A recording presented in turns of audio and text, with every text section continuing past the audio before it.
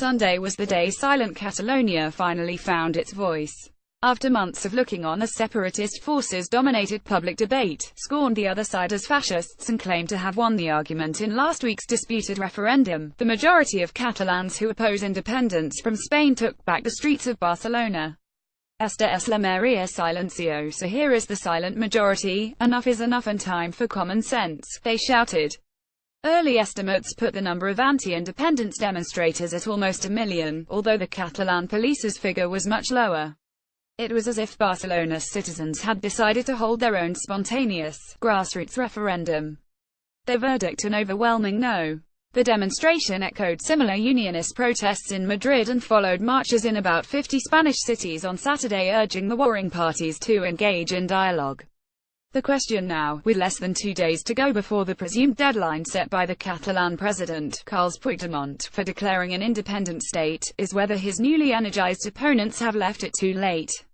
Many explanations are offered for why, if most Catalans do not want a break with Madrid, the separatists have come so perilously close to their goal. Puigdemont's party and its allies have consistently failed to win majority support. In both the disrupted 1 October referendum and an earlier, non-binding vote in 2014, the percentage of voters backing independence was in the low to mid-40s. But unionist forces are divided. The Conservative People's Party led by Spain's Prime Minister, Mariano Rajoy, is unpopular in Catalonia. The Socialists, the main national opposition, have suffered debilitating leadership splits. The Catalan Socialist Party opposes independence, but is loath to be seen as siding with Rajoy, especially if he decides to impose direct rule from Madrid. Artur Mas, Puigdemont's predecessor as Catalan president, tried to turn the last regional elections, in 2015, into yet another plebiscite on independence. Despite record high turnout of 75%, a coalition of separatist parties failed to win an overall majority in the Catalan Assembly. In the horse trading that ensued, Puigdemont, Girona's shaggy-haired answer to Boris Johnson, replaced Mas. The outcome was hardly a ringing endorsement of independence. But the separatist leadership interpreted it otherwise. Egged on by partisan media, playing on Rajoy's unpopularity at the head of a minority government in Madrid, and encouraged by opposition divisions, activists began an uncompromising push for independence leading to this month's vote. Showing the determination of the true believer, Puigdemont ignored a constitutional court ruling that the referendum was illegal. Rajoy's pleas and threats were ignored too.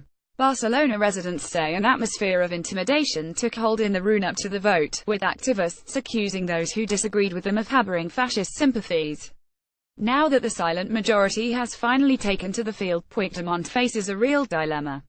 If he goes ahead with a declaration of independence this week, his first and biggest problem may not be Rajoy, the Guardia Civil and direct rule from Madrid, it may be many of his Catalan constituents demanding his head. At the same time, Rajoy should not make the mistake of interpreting Sunday's demonstration as support for his inflexible, maximalist stance. His best course, as advocated by Iñigo Arrimadas of the Ciudadanos party in Catalonia, may be to use his constitutional powers to insist on fresh regional elections. New polls might lead to Puigdemont being replaced by a more accommodating figure in the separatist camp, such as Santi Vila, the business minister. Given the current mood in Barcelona, fresh elections could result in the pro-independence coalition losing control of the Catalan Assembly. Such an outcome would represent a very noisy victory for silent Catalonia. Even that would not be the end of it, however. The appeal of independence struggles is timeless and visceral. Whatever we do, it has to be sold as a victory for both sides, said Anna, a Barcelona native, or else there is the risk that confrontation will be unceasing.